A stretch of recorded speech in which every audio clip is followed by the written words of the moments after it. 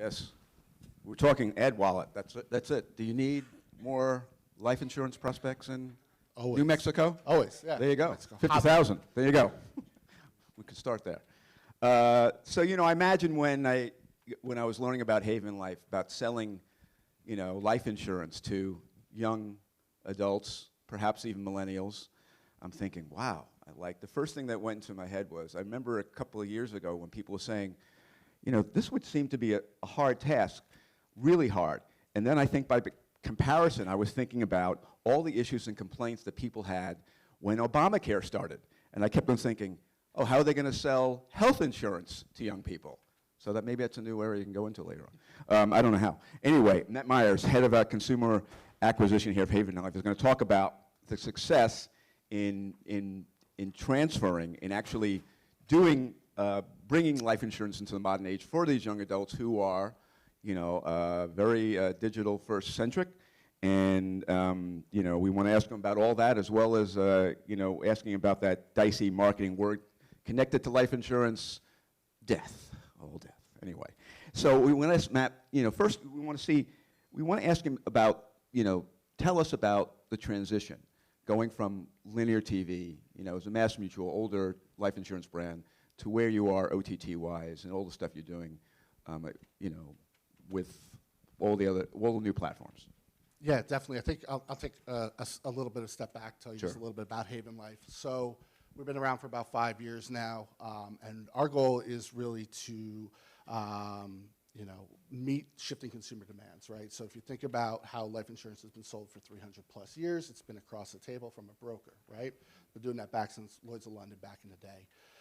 And we're kind of reaching a peak where we're starting to see agents kind of age out, and we're seeing shifting consumer purchasing, you know, behavior, right? So they're wanting an online convenient process. You think about the traditional life insurance purchase journey when you sit through an agent, when you do the manual underwriting, it's a 6 to 8 week process for, you know, a product that is, gives you financial peace of mind, right?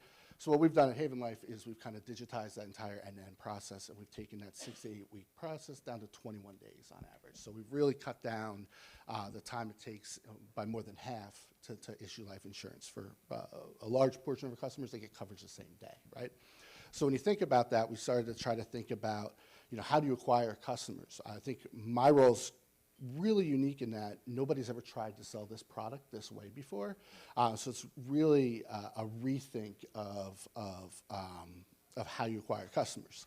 So when we launched the product, we obviously didn't do much of a rethink. We're like, we'll do what everybody else does, splashy campaign, try to make some buzz in the industry. You know, we'll run some out of home, we'll run some TV and see what we can do to just kind of make a buzz.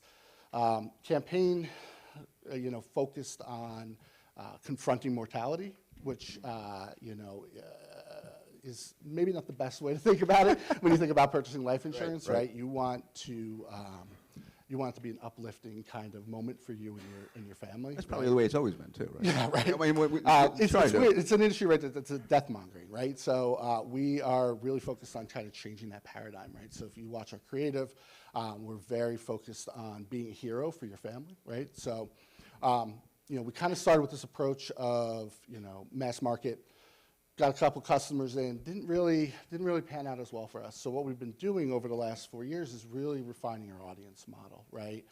So we moved from kind of mass marketing to kind of persona-based marketing, right? We're going to hit life stages, right? We learn a little bit, we're going to hit life stages. We're going to hit new parents and you know, new homeowners, right?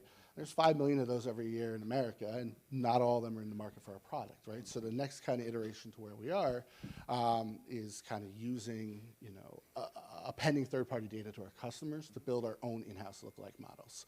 And kind of as we've moved down this stream of refining our audience, we've kind of moved down the stream of refining our tactics, right? So we kind of started with, you know, broad audience, broad marketing channels, right? Out of home and linear TV. We've kind of moved that down to now where we are very precise in the person we want to target, very precise in the channel we want to reach them on, right? And what's worked for us has been social and has been OTT, right?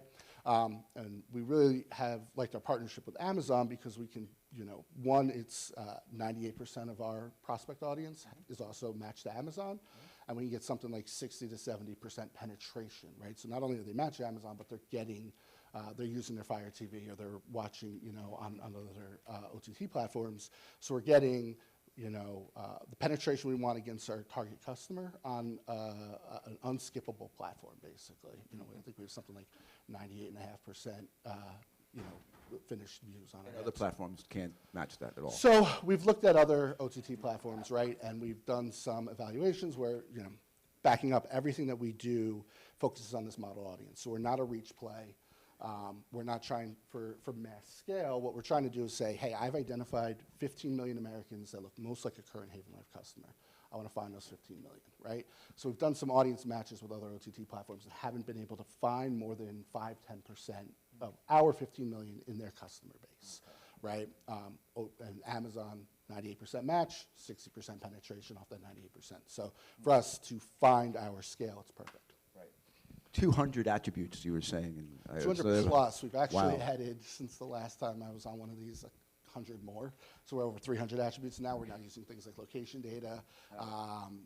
We're using things like home value, stuff like that. Any other, specific attributes you can, that are your typical, 200 down to, it's hard to narrow down. I mean, Yeah. any other, college education? Yeah, I mean, there's the suburban, standard ones, yeah, household income, college education, but it's really, it even gets granular down to, do you shop at Whole Foods versus Kroger? Do you go to Target or Walmart, stuff like that. So what we're doing is we're basically taking our customer file, appending these 300 data attributes, and then we're modeling lookalikes off of that, right? And so we can get, and we're throwing in credit card transactions, swipe data, all these different data, sources to find out where the deviations are from the standard norm. And when you look at that across 300 attributes, you can very precisely figure out who looks the most like a Haven Life customer. Yeah, and you mentioned about deviation to the population. I mean, how much do you? So I'm afraid to ask. 2 data scientists that do all this. So Whoa! Wow. Okay. Good. So I don't know the exact specific deviations. Right? Yeah. I'm No. not No. putting No. I know myself that. I know out. that. But I'm saying, in terms of drilling down into those areas which are really high prospective customers. Yeah, I mean, at a base, right? It's newly married. It's something like 65% of our customers have bought a house, got married, or had a child in the last year. But then within that, we're trying to find the right person that's done one of those life events in the last year. So that's when we're adding on additional kind of data points to figure it out, and then uploading that audience to LiveRamp, pushing it out to all our platforms, and kind of running from there. So one of the things I guess I was thinking about was, I guess it wasn't then all that controversial that you had, some of the outdoor campaigns which featured, some of the outdoor themes which are bringing up death shouldn't bring us down. So. That was kind of funny, kind of interesting, And then the second one was, admitting you're going to die won't kill you. It won't kill you. I don't think it turns you onto a brand either, though. Right. And so those things that tested didn't really work. We did a launch test and we quickly pivoted, right? Because I think it's still a topic nobody really wants to. That's true. Wants to talk about. So let's now shift to I think we have the video here. We want to take a look at where things have transitioned from that, where you were early on, spray and pray, to this. Life insurance that's actually simple. It's a chance to put your family first. Something to make life less hard. It's an affordable way to help protect her future.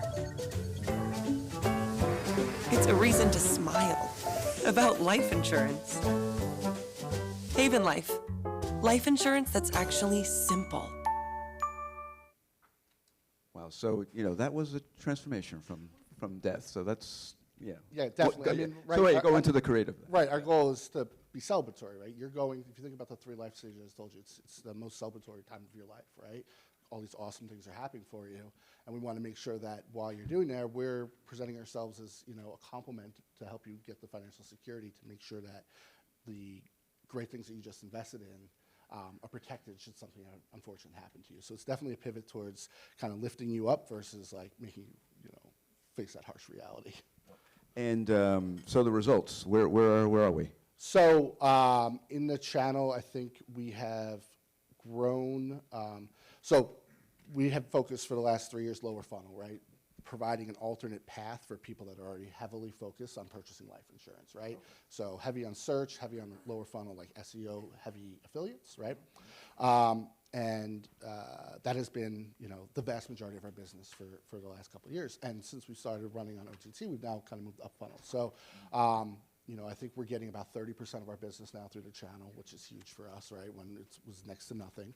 And we're doing it as cost effectively as we were as kind of some of our lower funnel channels. So we don't share exact numbers, but it's par with what we see in some of our affiliate channels. The $9 billion in total policy, that's the whole company, or just? That's Haven Life alone. Oh, really? Yeah, it's a subsidiary of MassMutual. So we're, MassMutual, our parent company, 5 million customers. Wow. Tons of customers. So anyway, what has that growth been, from like a couple of years ago to now? Yeah. 25% every quarter. Wow. Yeah. Nice. Yeah, give or take. Good job. Yeah, so. Good job. Yeah. Yeah. So, talk a little bit about your customer acquisition costs. That's probably key to a lot of people here in the room. How has that progressed? Where has that gone from to now? So we've successfully lowered them every time as we kind of went through that journey, right? So we're now at about 25% of our overall acquisition costs where we were when we started, right? When we launched with this big splashy brand. Right. We've cut that cost 75%. And so we're achieving scale and we're achieving profitability, which is important in our industry, right?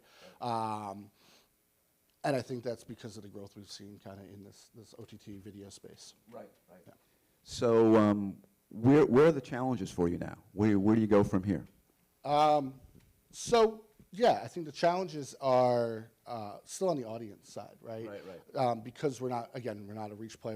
We're not trying to scale and just get spend away. Right. The audience is still refining our audiences, right? And so one of the great things about Amazon is now that they have our conversion data flowing in, they're now picking up additional segments for us, right? So, we're now realizing it's a lot of soccer moms, right? So now I can target the entire Amazon soccer mom. They're basically matching our converters to their Amazon purchases, and then building expansions of our audience, right? So I can, a lot of soccer moms have converted with us from our original audience. Now I'm targeting all of Amazon soccer moms, stroller buyers, kind of all these different segments are layering in, so it's giving us that audience extension outside of our kind of modeled audience that we build. When you go and buy a lot of Amazon Fire TV, are you going directly to them? Are you going to the publishers? We have a direct deal with them. Any reason to go to the publishers, or you don't need to because you don't want the... For us, right? If you went to Turner or something like that, you're not going to buy linear TV. I think for us, right, it's we get access to all the inventory, right? So it doesn't matter. We could create deals with the publishers, but we're still, if it's our customer, we're getting any inventory source we want. You're buying audience, you're not really concerned about programming really. or any other issues. No, not at all. The idea is if it looks like our customer, we don't really care what they're watching as long as they have, as long as they're paying attention to our ad. Wow. Any competition in the field? Not yet, but they will be soon. I think they're continuing to grow and scale in their space, so I think they'll move over soon. Got it. Okay.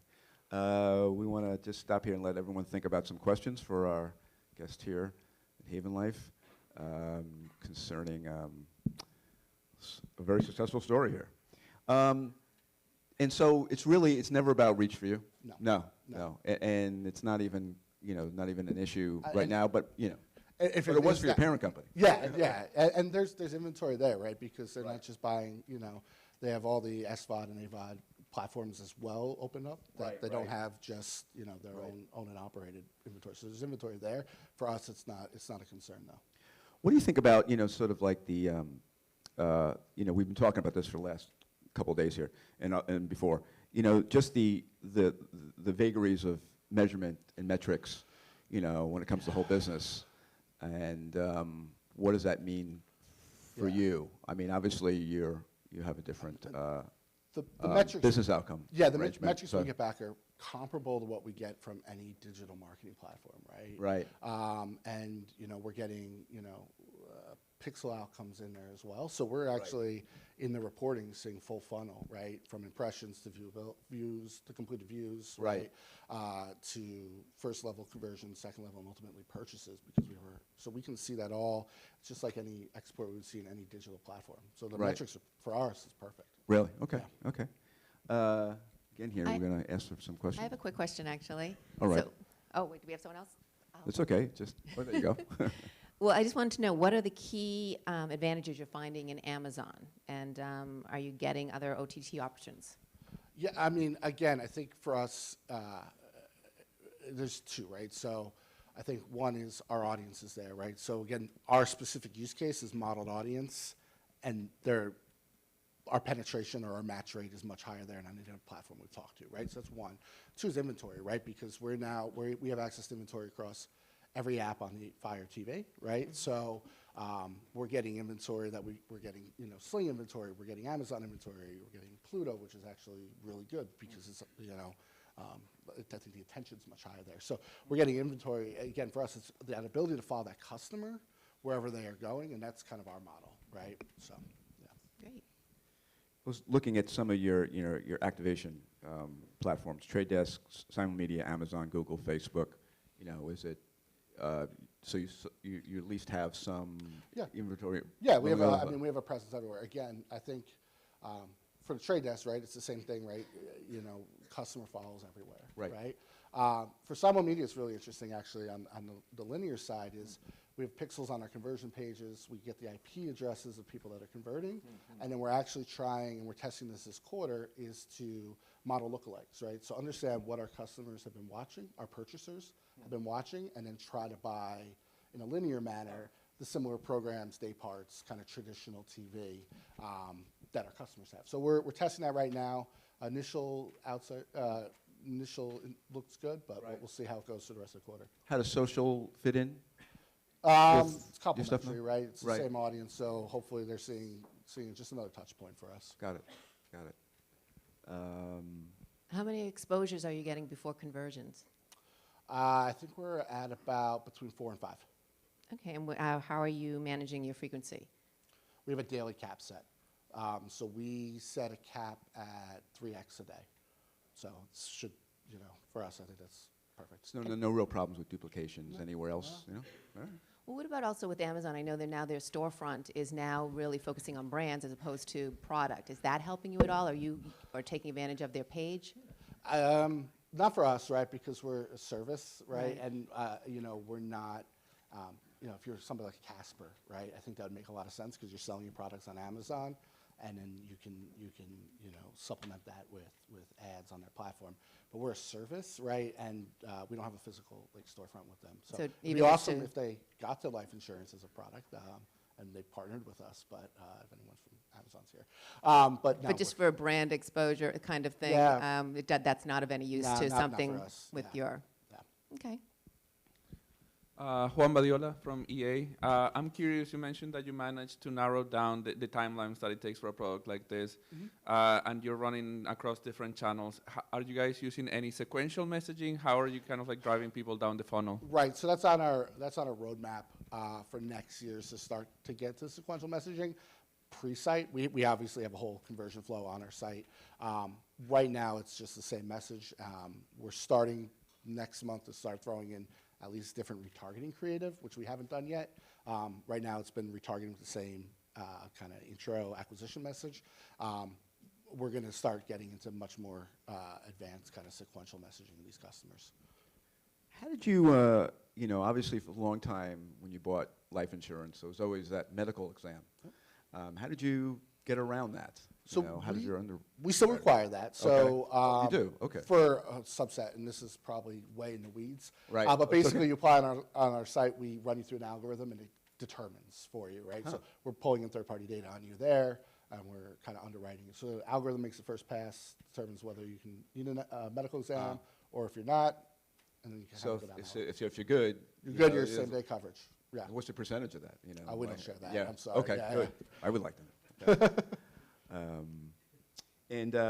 So, I guess, so you are looking sort of at individual programming, maybe, you know, when you said from Simon Media, does that mean you're going to do Well- more linear TV like any other D2C companies we keep on hearing about? Is after a while they need to not necessarily go for reach, but just find other avenues to get the message out. I think linear is always a part of our strategy, right? It's not like we're going to cut it out completely.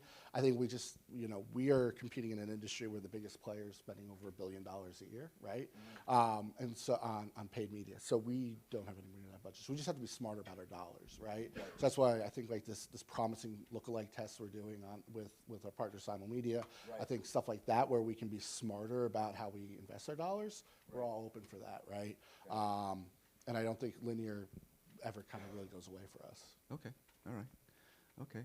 All right, I think we're, anything else you, you know, any other challenges, I guess, that you can see that, you know, other than the new competitors coming in, that you need to, you know, find? Same stuff around cross-platform. Cross-platform, measurement, right, I mean, it's right. still like you're, you know, truly understanding what is being cannibalized by all the different platforms you're running, or really fractionally attributing stuff. So we're working through kind of multi-touch attribution and all that stuff, because, I mean, I think that's every brand's issue right now, right? You're spending to the same audience across 5 platforms, trying to figure out who truly gets the credit. That's what we're. Is there any erosion at all from perhaps, you know, the parent company, Mass Mutual, to what they traditionally do to where you are? I don't think so. We kind of operate in kind of wholly different universes. So yeah. No. And has their process changed at all? No, they still have a network of 7,600 financial agents, financial advisors that are out there in the streets every day and kind of rocking it. So Okay. they're very much at the brand level, just building Right. Mass Mutual brand and funnel leads down to those financial advisors. Got it. Which is great for them. All right. Doing a great job. Okay. And if there's no other questions, thank Matt. He did a great job, and we'll send it back. All right. Thank you very much. Thank you.